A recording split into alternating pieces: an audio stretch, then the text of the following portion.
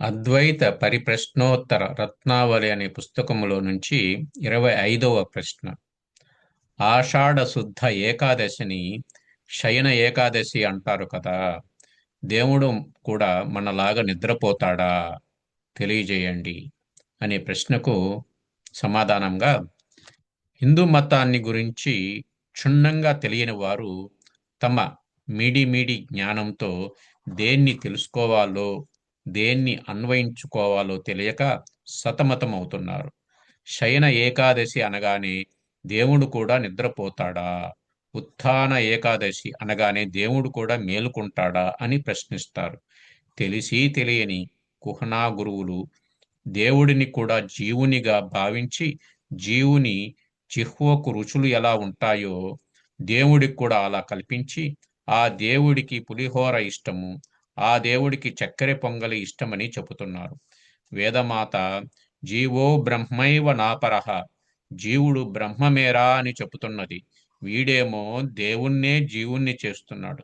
ఒక సినిమా కవి అన్నట్లు, దేవుడు చేసిన మనుషుల్లారా, మనుషులు చేసిన దేవుల్లారా, వినండి మనుషుల గోల, కనండి దేవుడి లీల అన్నది నిజమేనేమో అనిపిస్తున్నది.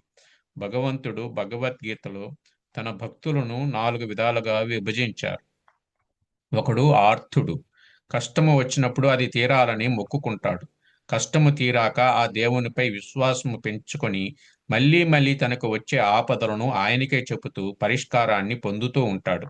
ఎప్పుడైనా అది నెరవేరకపోతే నిష్ఠూరాడుతాడు. మళ్ళీ తన తప్పును తెలుసుకొని క్షమించమని వేడుకుంటాడు. వీటికి దేవుడు తన ఇక్కట్లు తీర్చే ఇలవేలుపు. ఆ దేవుడిని ఇంటి దేవుడు అంటాడు. రెండవ వాడు అర్థార్థి.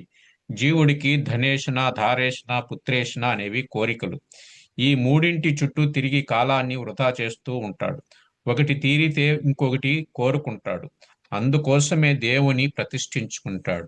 మొదటి వాడికి అవసరాలు తీరాలి, వీడికి కోరికలు తీరాలి. సముద్రంలో అలలు పోయాక స్నానం చేస్తానంటే ఎలాగో, అలాగే కోరికలన్నీ తీరిన తర్వాత దైవధ్యానం చేస్తానడం నిష్ఫలం. వినివృత్త కామ అన్న స్థితి రానే రాదు. అగ్నిలో నెయ్యి పోసే కొద్దీ మంట పెరుగుతుందే కాని ఆరిపోదు.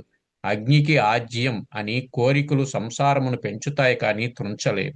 వీటికి దేవుడు తన సరదాలు తీర్చే ఒక ఆలంబన.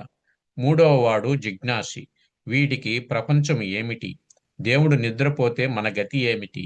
ఆయన కూడా మనలాగా భార్యాపిల్లలు, సంసారము, ఆహారము, నిద్ర ఉన్నవాడేనా? ఇలాంటి ప్రశ్నలు వాడికి ఉదయిస్తాయి. తన భావాన్ని ఇతరులను అడిగితే అపహాస్యం చేస్తారేమోనని భయం. వాటిని తీర్చుకుంటే వాడే జ్ఞాని అయ్యే అవకాశం ఉంది. ఇలాంటి వారి మనసును ఏకాగ్రం చేయడం కోసం మన ఋషులు సగుణరాధన పేరుతో దేవునికి ఆకారం కల్పించారు. అందుకే ఆయన మనుషులు చేసిన దేవుడు. కాకపోతే ఒక శిల్పి, ఒక స్వర్ణకారుడు చేసిన ఆకృతి కల దేవుడు. నీచే గుడిలో బంధింపబడినవాడు. నిన్ను కాపాడమేమిటి? నీ ఆలోచన కోసం ఏర్పాటు చేయబడ్డ నామరూపాల వెనక సచ్చిత్తులు ఉన్నాయి. అది గ్రహించే స్థితి ఈ జిజ్ఞాసి అనే మూడవ తెగవాడికి లేదు. జీవుని వలె దేవునికి కూడా మెలకువ, నిద్ర అనే స్థితులు కల్పించారు. ఎవడు omni omni potent, omniscient, omni present అయి ఉన్నాడో వాడికి కాదు. విష్ణువుకు ఉత్థాన శయన ఏకాదశి అన్నారు. విష్ణువు అంటే స్థితికారకుడు. ఒకడు సృష్టించాడు ప్రపంచాన్ని, మరొకడు పోషిస్తున్నాడు, వేరొకడు లయం చేస్తాడు. వీళ్ళ ముగ్గురికి 3 పేర్లు, 3 రూపాలు సృష్టించారు. భూతంలో జరిగిన సృష్టికారకుడైన బ్రహ్మగారి పని అయిపోయింది. నీవు పుట్టావు కదా, నిన్ను పుట్టించడంతో ఆయన డ్యూటీ అయిపోయింది. ఎప్పు ఎప్పుడో నీ మరణం వరకు లయకారుడికి పని లేదు. ప్రస్తుతం నిన్ను పోషించవలసిన వాడు విష్ణువు. ఆయన శయనిస్తున్నాడు. అంటే ఇంట్లో నాన్నగారు నిద్రపోతున్నారని అమ్మ ఎప్పుడు చెప్తుంది? పిల్లల్ని పిచ్చి పనులు చేసి అల్లరి పనులు చేయకుండా ఉండండి అన్నప్పుడే కదా. ఆషాఢ శుద్ధ ఏకాదశి నుండి గురూపదేశ కాలము. వ్యవసాయ పనులన్నీ ఏరువాక పున్నమితో అయిపోతాయి.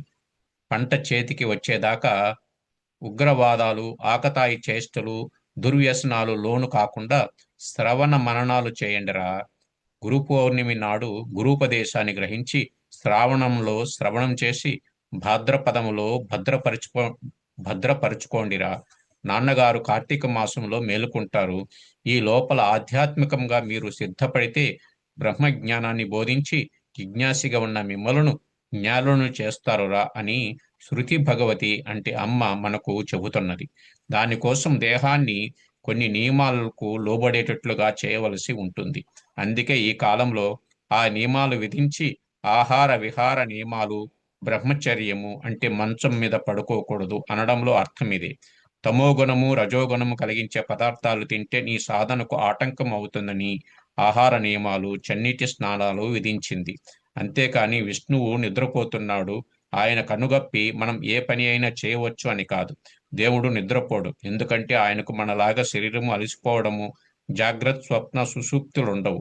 జీవుడు చేసిన దేవుడు కాబట్టి తమ అవస్థలను ఆయనకు అంటగట్టారు. దేవుడు నిద్రపోతాడు అన్నది సవరించుకుని విష్ణువు నిద్రపోడు అనుకోండి. మనలాంటి మూర్ఖులు ఇలా అనుకుంటారని మన మహర్షులు అది నిద్ర కాదురా యోగ నిద్ర అన్నారు. మన మతం చాలా గొప్పది. ఎన్నో శాస్త్రీయమైన ఆధ్యాత్మికమైన దృక్పథాలను ప్రజాబాహుల్యంలో ప్రచారం చేయడానికి మన మహర్షులు చేసిన ప్రణాళిక. శివుడు గొప్పవాడా విష్ణువు గొప్పవాడా అని కొట్టుకు చావడానికి కాదు. ఓ మనిషి, నీవు అనుభవించే జాగ్రత్త స్వప్న సుషుప్తులు సాపేక్షాలు. నిరపేక్షమైన నిరాకారమైన సచ్చిదానంద స్వరూపమైన నీ చైతన్యానికి ఈ అవస్థలు లేవు. ఇవన్నీ అభాస అయిన దేహానికి. నీవు దేహానివి కావు, క్షేత్రజ్ఞుడివి.